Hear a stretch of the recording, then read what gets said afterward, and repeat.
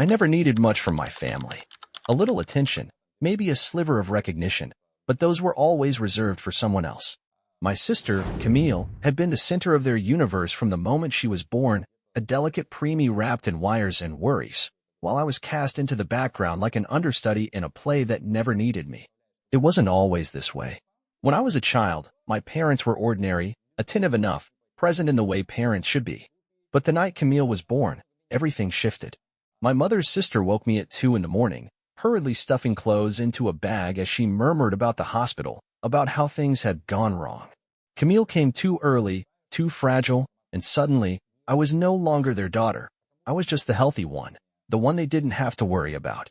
At first, I understood. A baby fighting to survive deserved all the attention she could get. But months turned to years, and Camille's survival was no longer uncertain, though my place in the family still was. Every cough, every sniffle, every frown of discomfort from her was a crisis, while I could have had a broken arm and no one would have noticed unless it inconvenienced Camille's schedule. Mom always had an excuse. Camille was more sensitive, she needed extra care, she wasn't like other kids. You understand, don't you? She would say, and for a long time, I did. When I was 10, I won first place in the district spelling bee.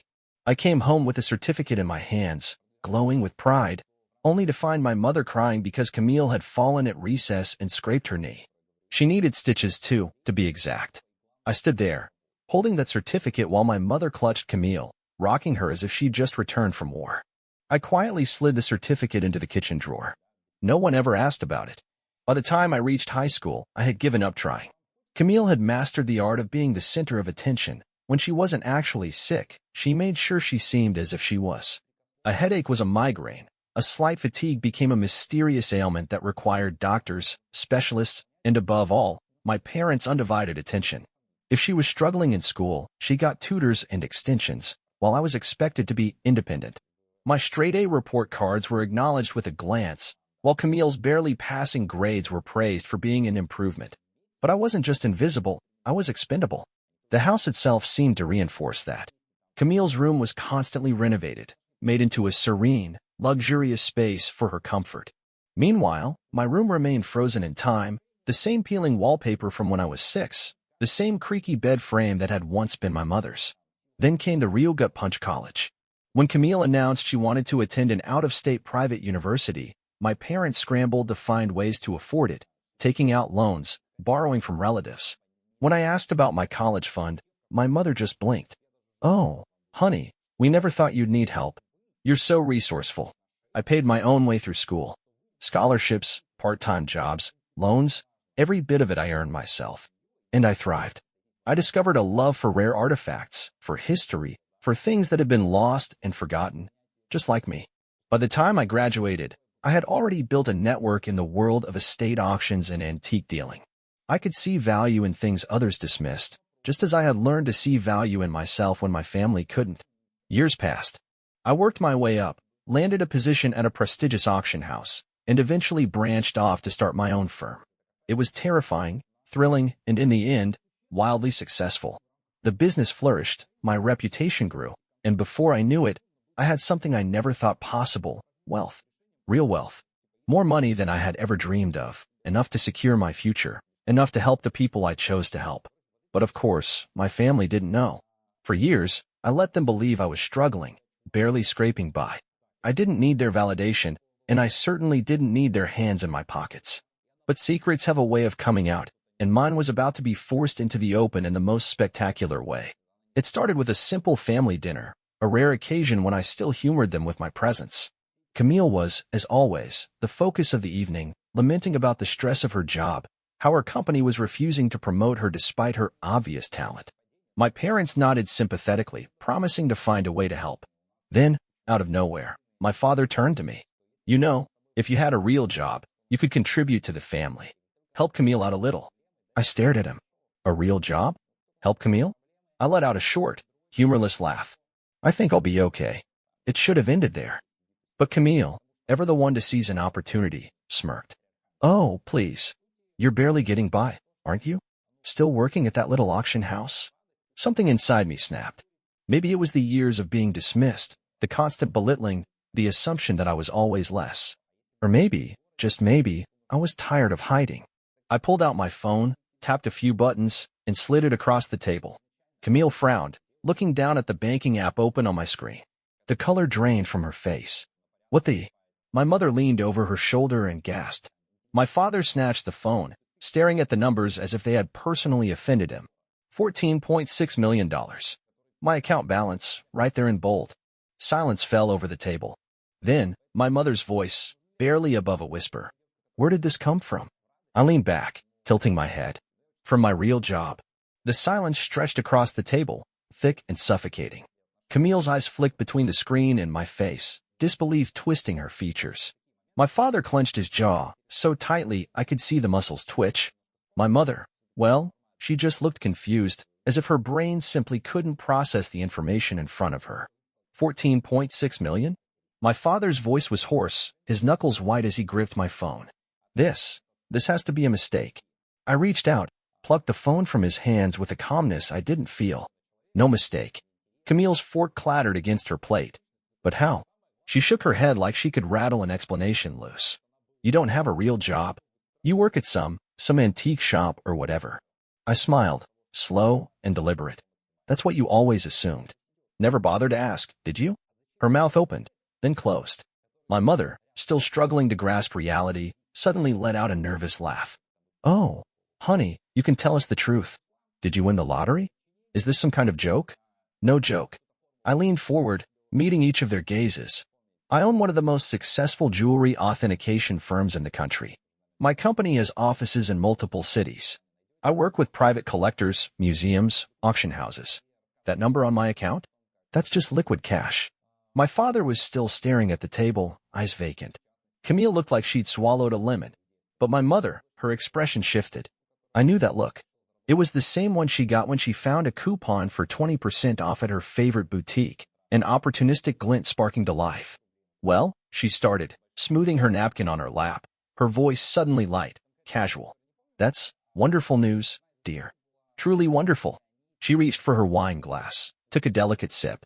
And now that we know, we can discuss how we can all benefit from this. I exhaled through my nose, a quiet laugh. There it was. The inevitable shift. Benefit. I repeated. She smiled like she was trying to soften a blow. Darling, your father and we've struggled. You know how hard it's been, keeping the house, paying Camille's tuition. You mean the tuition you refused to help me with? I interrupted. My mother's face barely twitched. You were always so independent. My father finally snapped out of his daze. We're your family, for God's sake. We sacrificed everything for you. A sharp, bitter laugh ripped from my throat. Sacrificed everything? For me. I shook my head. No. You sacrificed for Camille. You poured everything into her. I was the afterthought.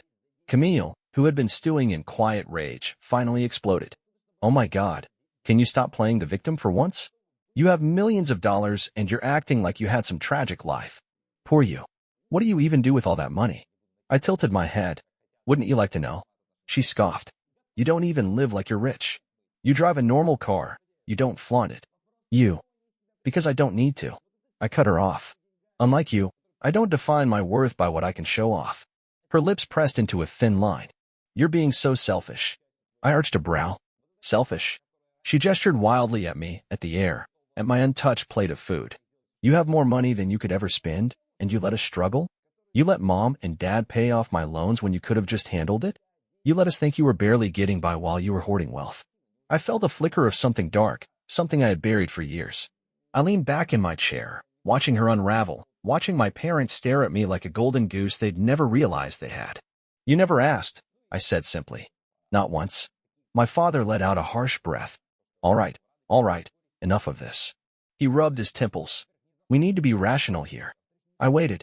You don't need all that money, he continued, leveling me with the same authoritative voice he used when I was a child, when I was expected to obey without question.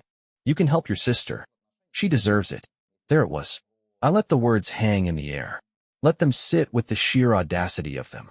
Camille straightened, the glint of victory already creeping into her features. I deserve it. My voice was quiet, steady. My mother nodded, a bit too eagerly. Of course, honey. Camille has worked so hard, and life hasn't been easy for her. You've been lucky, but she's been what? I interrupted, my voice sharp as a blade. Handed everything she ever wanted, coddled, and protected while I was left to figure out my own survival. My father scowled. That's not fair. I huffed out a laugh. You're right. It's not. But that's the reality. Camille folded her arms. You have all this money, and you can't even spare some for your own family? What kind of person does that? I stared at her for a long, slow moment. Then I smiled. The kind of person who was never considered family until now. Her mouth opened, but I wasn't finished. You want my money? You want me to pay off your debts? Buy you a new car? Fund your lifestyle? I tapped my fingers against the table. Tell me something, Camille. Where were you when I was working 16-hour days in college to afford tuition? Where were you when I took out loans that I spent years paying off on my own? Where were you when I needed family? She sputtered. That's not. No, Camille. I pushed my chair back, standing slowly. You don't get to play the wounded sister now.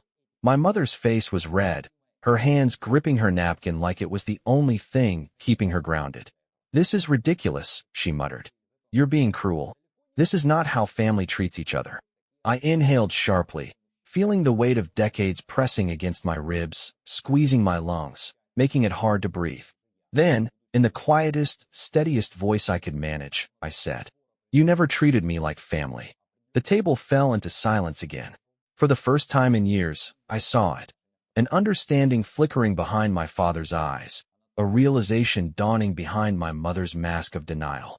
Camille, of course, was different. You're just bitter, she spat, her face twisted with something ugly. You've always been jealous of me. I laughed then, a real, full laugh. Because that was the funniest thing I had ever heard. I took my phone from my pocket, scrolled for a moment, and then set it on the table, screen up. A bank transfer page, cursor blinking in the empty amount box. You want my money? I said, tilting my head. Name your price. Camille's lips parted, her hands twitching. My parents' eyes widened. I smiled. Go ahead. Tell me what you think you're worth. The air was thick with tension, the weight of my words pressing down on the room like a slow, rolling storm. My phone sat on the table between us, the transfer screen still open, cursor blinking, waiting for Camille to name her price. Her eyes flicked to the screen, then back to me. For a brief second, I saw it. That flicker of greed, of hunger. She wanted to reach out, to grab the phone and type in a number so obscene it would solidify the role she had played her whole life, the one who always received. But something held her back. Maybe it was pride. Maybe it was the fact that, deep down, even she knew this was crossing a line. Her jaw tightened. This isn't funny. I leaned against my chair, tilting my head. It's not meant to be.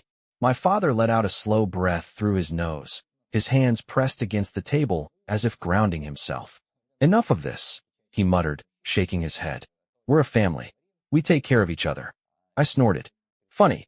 That only seems to apply when you need something from me. My mother sighed dramatically, as if she were the victim in all of this. Darling, why are you making this so difficult? We're not asking for much. Just enough to help Camille get a fresh start, and maybe some for us. A fresh start from what? I cut her off, my voice sharp. From the years of free rent?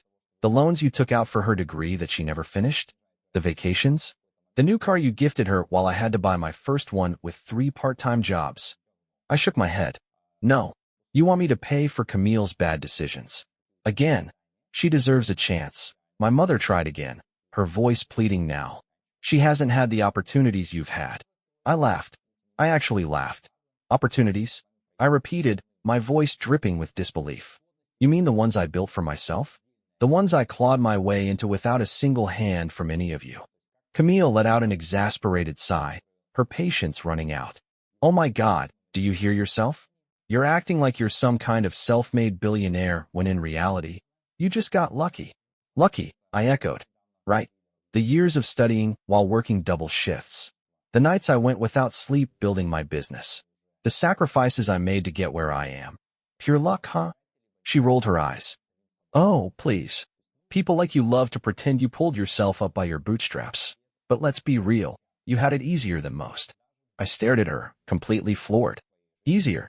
My voice came out in a whisper, full of disbelief. Camille, I had to do everything alone.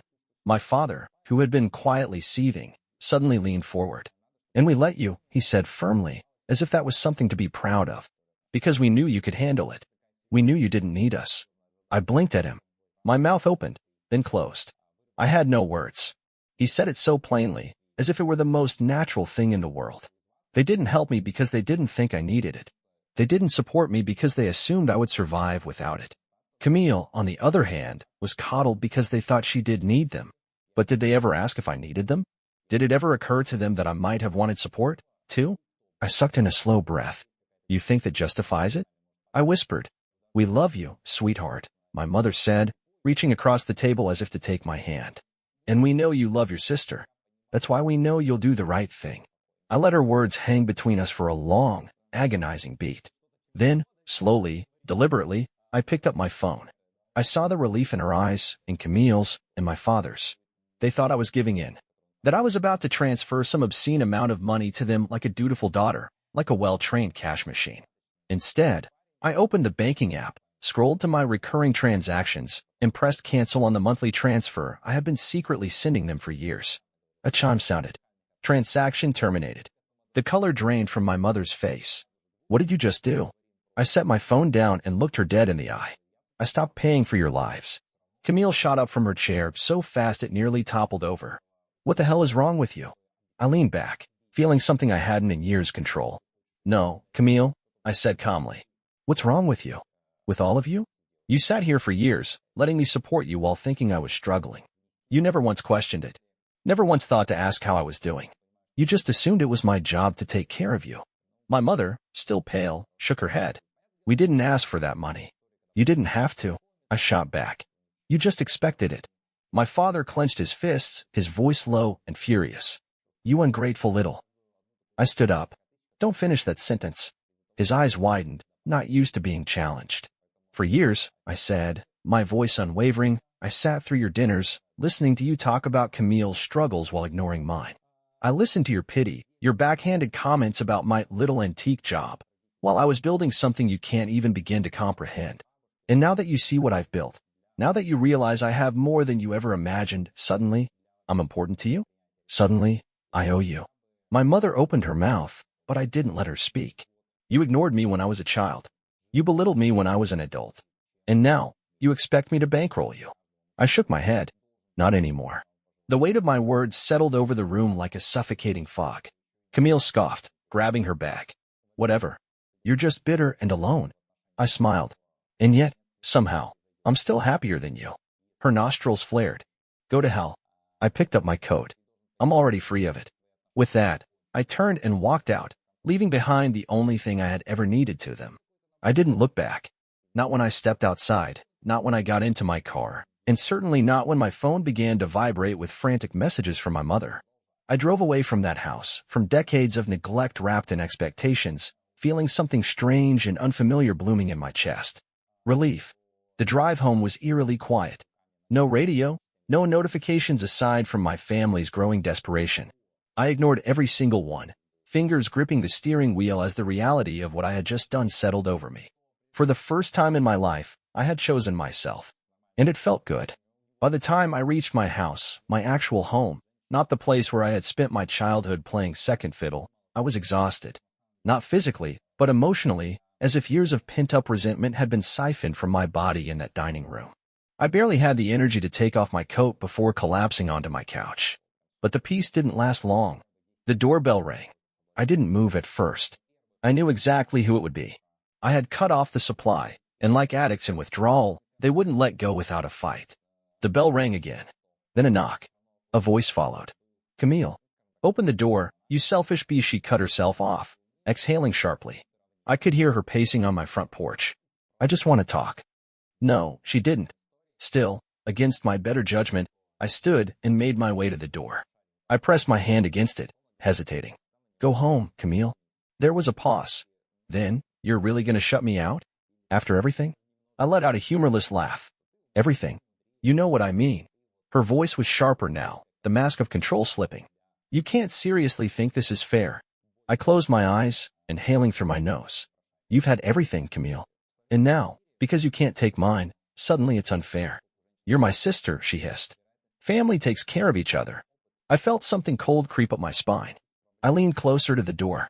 Did you think about that when I was struggling? When I had to take out loans while you got a free ride? Did you ever think about me? She was silent for a moment. Then, I didn't know. Bullshit. I finally opened the door, and there she was, standing in the dim glow of my porch light, arms crossed over her designer coat, one of many, no doubt paid for by the same parents who had let me fend for myself. You knew, I said quietly, stepping forward. You just didn't care. Her eyes narrowed. That's not fair. No, Camille, I murmured. What's not fair is you getting everything handed to you while I had to fight for scraps. What's not fair is you and Mom and Dad dismissing me my entire life, only to come crawling back now because you think I owe you. Her lip curled. You're making this so dramatic. I tilted my head, studying her. How much do you think you deserve? Her expression wavered. What? I gestured lazily to the air between us. Let's pretend for a second that I agreed with you. That I'm somehow obligated to give you money. I crossed my arms. How much would you take from me? She faltered. I continued, my voice cool. $1 million? $5 million? Would you want me to put you on a monthly allowance, like some kind of overgrown trust fund baby? She swallowed hard. Tell me, Camille, I murmured, because the second I start giving, you won't stop taking. So where does it end? She sucked in a sharp breath, clearly trying to reel in her frustration. It's not about the money, it's about family. Family. I repeated, a cruel smirk playing at my lips. Family only mattered when you needed something. Otherwise, I was nothing to you. Her jaw clenched. I leaned in just a fraction. Here's the thing, Camille. I don't mind giving. I've donated more money to strangers than I would have ever given you. But you. My voice dropped, cold as ice. You never deserved it. Her breath hitched. For the first time, I saw it, the crack in her armor. Camille had always been the center of attention, the golden child, the one who got whatever she wanted. She was used to people bending for her, to the world shaping itself around her needs. And for the first time in her life, someone had told her no. I turned away, stepping back into my house. Go home, Camille. Her fists clenched at her sides. You're just like them, you know. That stopped me. I glanced over my shoulder. Who? Our parents, she sneered. You think you're better than them, but you're doing the same thing. Cutting off the people who need you. Leaving them behind. I smiled. Not a kind one. No, Camille. They left me behind a long time ago. Then I closed the door in her face. For a moment, I just stood there, hands still on the handle, waiting for the sound of retreating footsteps. It took longer than I expected, but eventually, Camille let out a frustrated scoff and stomped away. I exhaled slowly, my heart still pounding in my chest. And then, for the first time in my life, I knew this was the end of that chapter. They wouldn't stop trying. They would whine, complain, find new ways to guilt me. But I had made my decision. I wasn't their backup plan anymore. I was free. I didn't sleep that night. Not because I regretted what I had done, but because my mind was still reeling, still wrapping itself around the finality of it. I had spent my entire life orbiting around my family's needs, adjusting, shrinking, making myself smaller so that they could shine. And now I had severed the cord. There was no going back. The next morning, I woke up to exactly what I had expected: chaos. My phone, which I had put on silent, had over 60 missed calls and even more unread messages. My mother, Camille, even my father, who had never been the emotional type, all bombarding me with the same desperate, infuriated pleas. Mom, you're breaking this family apart. Dad, is this really what you want? To be alone? Camille, I hope you realize what you've done. This is unforgivable. I sighed, setting my phone face down on the kitchen counter. I should have felt guilty. Maybe the old version of me would have. But I didn't. Instead, I made myself breakfast, actual breakfast, not the rushed granola bar I usually grabbed on my way out. I sat at my dining table, a place I rarely used, and drank my coffee in silence. It was peaceful. By the time I got to my office, the storm was waiting for me. Jenny, my receptionist, looked at me with an expression that was equal parts amused and concerned. Your family is persistent. I let out a breath. Let me guess. More calls, emails, even a few very dramatic voicemails from your mom. Jenny hesitated. Oh, and Camille actually came by earlier. She left this. She handed me a handwritten note. I sighed, unfolding it. Sarah, this is your last chance to do the right thing. We are your family. You don't get to just walk away. I don't know what kind of selfish person you've become, but I hope one day you'll realize how much you've hurt us. Camille. I stared at the words, shaking my head. Last chance. It was laughable, really. How Camille still thought she had the power here. How she still believed that I was the same girl who would fold under the weight of their expectations. I crumpled the note and tossed it in the trash. Jenny let out a low whistle. Damn. That bad. I exhaled. Worse. She nodded, leaning against my desk. So what's the plan? The plan. I raised a brow. Jenny smirked. Yeah. You think they're just going to give up? They're going to push harder now. She wasn't wrong. My family had spent years getting what they wanted out of me. They weren't going to accept rejection without a fight. But they didn't understand something. I wasn't fighting anymore. I was done. I leaned back in my chair. I'm going to do what I should have done a long time ago. Jenny arched a brow. And that is? I picked up my phone, scrolled to my contacts, and did something that felt insanely overdue. One by one, I blocked every single number from my family. Then, I opened my email and typed out a short, final message. Mom, Dad, Camille, I've made my decision. I will no longer be financially or emotionally supporting this family. Do not contact me again. If you continue to harass me, my lawyer will handle it. This is not up for discussion. Goodbye. I hit send. Jenny blinked. Holy shit. I smiled. Holy shit, indeed. For a second, she just stared at me. Then, slowly she grinned. I have never been prouder of you. I let out a breath. Neither have I. And just like that, I was free. Or so I thought. The final blow came 2 weeks later. I was sitting in my office, flipping through a set of authentication reports, when Jenny knocked on my door. Her expression was unreadable. Sarah? You might want to see this. She placed a tablet in front of me, the screen already pulled up to a news article. I frowned. What is this? She didn't say anything. She just nodded at the headline. I read it. Then I read it again. And again, until the words sank in. Local woman claims millionaire sister hoarded family wealth. She abandoned U.S. My blood ran cold. I scrolled down, my hands shaking. There, in full detail, was Camille's version of the story. A sob story about how I had lied about my financial success while my family struggled in silence. How she had begged for help, only for me to cut her off. How I had turned my back on my poor, suffering parents after they had done everything for me. My own sister had gone to the press. And the worst part? It was gaining traction. I stared at the screen, the words blurring together as my pulse pounded in my ears. Camille had done it. She had gone to the press. I scrolled further, my hands cold despite the heat rising in my chest. The article had everything. Fabricated details, emotional manipulation, and just enough half-truths to make the story seem plausible. It was heartbreaking, Camille sobbed. She had millions and watched us struggle. My parents took out loans to send me to college while she was sitting on a fortune. And when we finally found out, she cut us off completely. What kind of person does that to their own family? There was even a photo, an old, carefully chosen family picture where my parents looked exhausted and Camille looked, well, pitiful. Perfect for sympathy. My stomach twisted. The comment section was even worse. What a greedy, selfish woman. Family is everything. She should be ashamed. I hope they sue her for emotional distress. If I had millions, I'd take care of my parents and sister. How heartless can you be? Each comment was like a slap to the face. Strangers were dismantling my character, condemning me based on Camille's twisted version of the truth. Jenny sat across from me, arms folded, watching me carefully. You okay? I let out a slow, measured breath. No. Her lips pressed into a thin line. I figured. I turned my phone over in my palm. Camille hadn't just tried to guilt me into giving her money. She had tried to destroy me. And for the first time in my life, I realized something. She hated me. Not just in a petty, jealous way. This was something deeper, something uglier. She had spent years getting everything she wanted, playing the role of the favorite, the beloved, the cherished. And when I finally had something she couldn't control, she snapped. She thinks this will make me give in, I murmured, setting the tablet down. Jenny nodded. Yep. She thinks I'll be humiliated enough to hand over a check and make it all go away. Another nod. Yep. I exhaled, staring at the article again.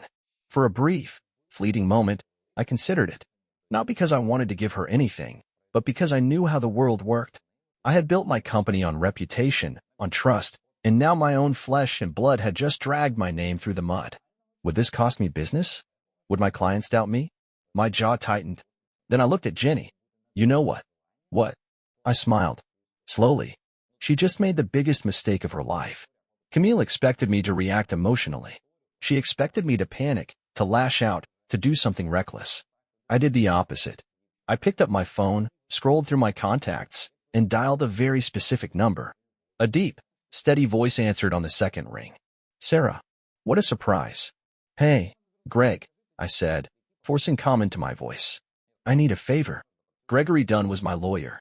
Not just any lawyer, a high-powered, no-nonsense, will-destroy-you-in-court-if-needed lawyer. He had handled my contracts for years, but I had never needed him for something personal. Until now. "Tell me everything," he said. And I did. By the time I finished, Greg let out a low whistle. "Jesus. She really went to the press?" "Yep. And you have proof that she's lying?" "Plenty."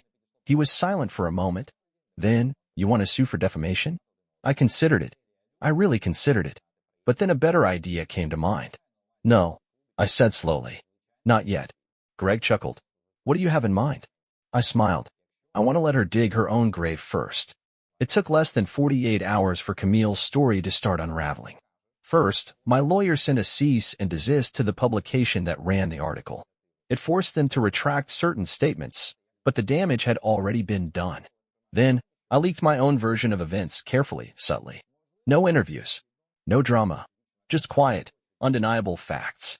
A few well-placed comments from anonymous sources. Screenshots of text messages where my mother and Camille had begged for money. Bank records showing the years I had secretly supported them. Even an email from Camille where she had literally demanded a lump sum of $2 million. It spread fast. Suddenly, the narrative started shifting. People who had blindly supported Camille began questioning things. Wait, so she was actually supporting them financially this whole time? Why didn't Camille mention that? I don't know. Something isn't adding up here. Camille tried to double down. She went on social media, crying about how I was twisting the truth, how I was making her the villain. But it was too late. The internet had turned against her. And then the final blow. A journalist reached out to me. A real journalist. One who had actually done their research. "I think your sister is lying," she said over the phone. "Would you be willing to go on record?" I smiled. Gladly. The article dropped the next day. The headline? Exposing the lies, the truth behind the millionaire sister scandal. It was brutal, detailed, unapologetic. Camille's entire story fell apart. They published everything, the bank statements, the emails, the text messages. They even included quotes from former family friends who had witnessed firsthand how I had been treated over the years. By the time people finished reading, there was no doubt about who was in the wrong. The internet destroyed Camille. Her fake sob story? Turned into a public joke. Her credibility? Shattered. She deleted her social media accounts within hours. And my parents? They had nothing to say. No comments. No interviews. Just silence. I sat in my office, watching it all unfold, drinking the best damn glass of wine I'd ever had. Ginny grinned at me from across the desk. "So, how does it feel?" I swirled the wine in my glass. "Like justice." She laughed. "You're officially untouchable now." I nodded, exhaling slowly. For the first time in my life, I wasn't the forgotten one. I wasn't the invisible sister. I wasn't the backup plan. I was free. And nothing, not Camille, not my parents, not their guilt or their greed, would ever take that from me again. The fallout was glorious. Camille disappeared from the internet. Not just deactivated, vanished. Every account wiped clean, every trace of her presence erased as if she had never existed. The girl who once lived for attention, for validation, had been backed so far into a corner that she had nowhere left to run. My parents? They finally got the message. No more phone calls. No more guilt trips. No more demands. For weeks after the article dropped, I waited for some last desperate attempt, some half-baked reconciliation plea where they would pretend to be sorry just to get their hands on my money. But it never came. And I realized why. They weren't just ashamed. They were afraid.